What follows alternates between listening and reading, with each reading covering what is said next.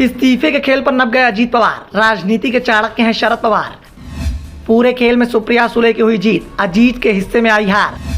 भविष्य में अब सुप्रिया रहेंगी एनसीपी की राजनीति के केंद्र में।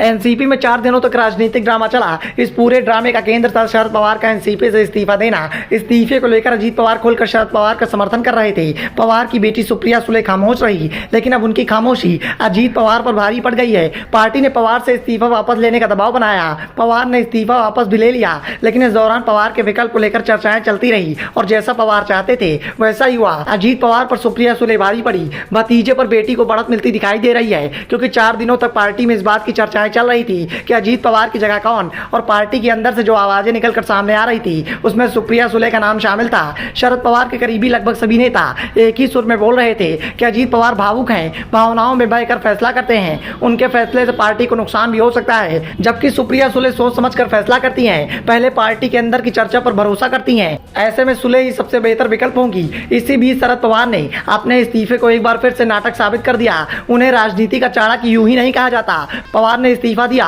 और बाद में वापस भी ले लिया, लेकिन इसी बीच उन्होंने पार्टी के अंदर उन्हें चुनौती देने वाले सभी दिग्गज नेताओं को निपटा दिया। शरद पवार के इस फैसले से जहां पार्टी के पदाधिकारियों और कार्यकर्ताओं में खुशी का माहौल था, वहीं शरद पवार के भतीजे अजीत पवार इस प्रेस कॉन्फ्रेंस में नजर नहीं आए। एनसीपी के इस सियासी एपिसोड में कल तक बीजेपी में जाने की अटकलों को लेकर अटकलों वाले अजीत पवार की महत्वाकांक्षाओं पर भी पानी फेर दिया। दरअसल 2 मई से पहले तक अजीत पवार कई विधायकों के संग बीजेपी के साथ हाथ मिलाने की अटकलें चल रही थी। शरद पवार ने भी यह कहा था कि पार्टी के अंदर कुछ नेताओं के द्वारा दबाव बनाया जा रहा है, ऐसे में वह व्यक्तिगत रूप से निर्णय लेने के लिए स्वतंत्र है। शरद पवार ने शायद तब से ही इस बात की प्लानिंग शुरू कर दी थी, जिस प्लानिंग का किसी को अंदाजा तक नहीं लगा, और देखते ही देखते राजनीति के चाणक्य ने रोटी नहीं पलटी, बल्कि पार्टी के अंदर पूरा शक्ति संतुलन ही पलट कर रख दिया। शरद पवार ने इसी दौरान इस बात का वादा भी किया कि वो अध्यक्ष पद तो वापस ले रहे हैं, लेकिन पार्टी में अब वो नई लीडरशिप पैदा करेंगे, जिससे भविष्य में वो एनसीपी की कमान संभाल सकें। और लीडरशिप किससे मिलनी है ये पवार ने 4 दिनों के अंदर ही बता दिया।